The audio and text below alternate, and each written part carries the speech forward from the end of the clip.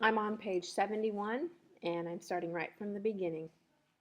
The chapter's called Cellulose. Sugar production promoted the buildup of the slave trade to the Americas, but sugar was not alone in sustaining it for over 3 centuries.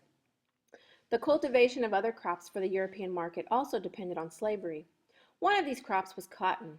Raw cotton shipped to England could be made into the cheap manufactured goods that were sent to Africa in exchange for the slaves shipped to plantations in the New World, especially to the southern United States. Profit from sugar was the first fuel for this trade triangle, and it supplied the initial capital for the growing British industrialization. But it was cotton and the cotton trade that launched rapid economic expansion in Britain in the late 18th century and early 19th century. Cotton and the Industrial Revolution. The fruit of the cotton plant develops as a globular pod known as a ball, which contains oily seeds within a mass of cotton fibers. There is evidence that cotton plants, members of the Gospeum genus, were cultivated in India and Pakistan and also in Mexico and Peru some 5,000 years ago. But the plant was unknown in Europe until around 300 BC when soldiers from the army of Alexander the Great returned from India with cotton robes. Arab traders brought cotton plants to Spain during the Middle Ages. The cotton plant is frost tender and needs moist but well-drained soil and long hot summers, not the conditions found in the temperate regions of Europe. Cotton had to be imported to Britain and other northern countries. Lancashire in England became the center of the great industrial complex that grew up around cotton manufacture. The damp climate of the region helped cotton fibers stick together, which was perfect for the manufacture of cotton, as it meant less likelihood of threads breaking during the spinning and weaving processes. Cotton mills in drier climates suffered higher production costs due to this factor. As well, Lancashire had land available for building mills, land for housing the thousands who were needed to work in the cotton industry, abundant soft water for the bleaching, dyeing, and printing of cotton, and a plentiful supply of coal, a factor that became very important as steam power arrived.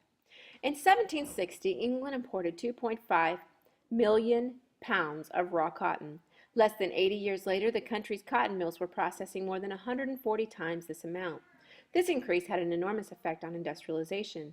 Demand for cheap cotton yarns led to mechanical innovation, and eventually all stages of cotton processing became mechanized. The 18th century saw the development of the mechanical cotton gin for separating the cotton fiber from the seeds, carding machines to prepare the raw fiber, the spinning jenny and spinning throstles for drawing out the fiber and twisting it into a thread, and the various versions of mechanical shuttles for weaving. Soon these machines, initially powered by humans, were run by animals and by water wheels. The invention of the steam engine by James Watt led to the gradual introduction of steam as the main power source. The social consequences of the cotton trade were enormous. Large areas of the English Midlands were transformed from a farming district with numerous small trading centers into a region of almost 300 factory towns and villages. Working and living conditions were terrible. Very long hours were required of workers under a factory system of strict rules and harsh discipline.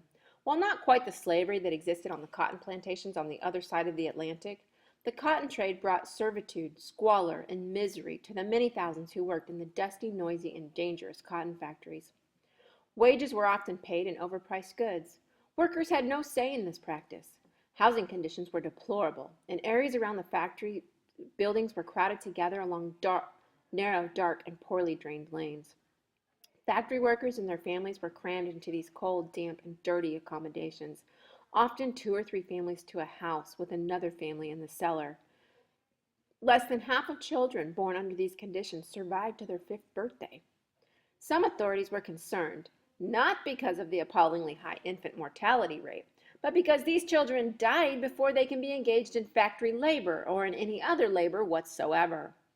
When children did reach an age to work in the cotton mills where their small size allowed them to crawl underneath machines and their nimble fingers to repair breaks in the threads, they were often beaten to keep them awake for the 12 to 15 hours of the working day. Indignation over ill treatment of children and other abuses generated a widespread humanitarian movement pushing for laws governing work hours, child labor, and factory safety and health, from which much of our present-day industrial legislation evolved. The conditions encouraged many factory workers to take an active role in the trade union movement and numerous other movements for social, political, and educational reforms. Change did not come easily, however. Factory owners and their shareholders wielded enormous political power and were reluctant to accept any decrease in the huge profits from the cotton trade that might result from the cost of improving working conditions. So now you are prepared to answer the prompt. So if you need further information to answer the prompt, you could continue reading on page 74 in your booklet. And good day to you.